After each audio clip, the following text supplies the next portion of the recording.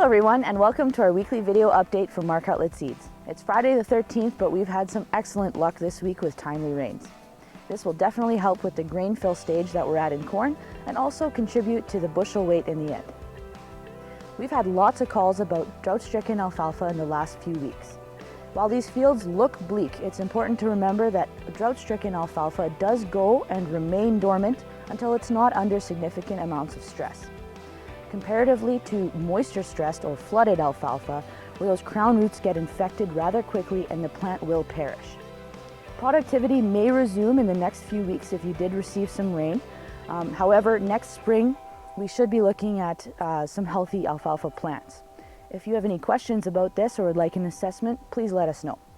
Up next, we'll talk about soybeans. So we're in a field of P006A37X near Rosewood, Manitoba, with Stacy Pearson, our production agronomist for soybeans with Pioneer. So we have a couple of questions for Stacy, but first up, what's the general update in the area? You know, what do things look like? And then also, is this rain going to help us here regionally, or more locally, I should say? Right on. Well, thanks, Karis. I appreciate you having me on your channel. I work with producers all across Manitoba growing Corteva seed production.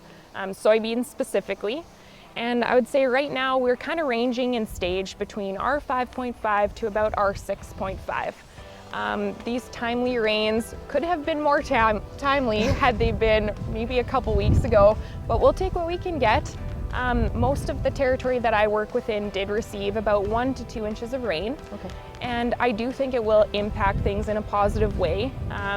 Yield will probably be impacted through seed size, seed weight, and then of course seed fill, which is what we're currently in right now for staging.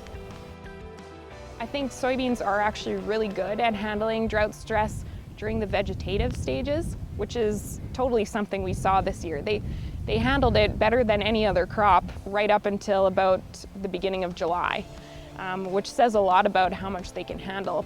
But unfortunately, there was some effects that will impact yield and how our beans will look going into the fall. So as far as drought stress goes, can we expect an earlier harvest this year, or are we looking at a bit of a delayed maturity now with this moisture? Great question. Area specific, we're on track to likely harvesting our first field the last week of August to the beginning of September, which is a little earlier for us than normal. And of course, that's just due to a combination of early planting in a drought area.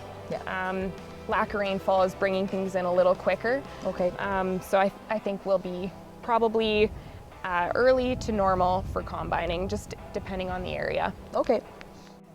Thank you so much for watching this week's video. I'd like to mention that this may be my last video for the season, since we are expecting our first baby in the next week or so. You can still contact me by email or by text message, but if you need anything urgent like a field assessment or some inoculant deliveries, please contact Mark or Ben or Barb at the office. Thanks and have a great weekend.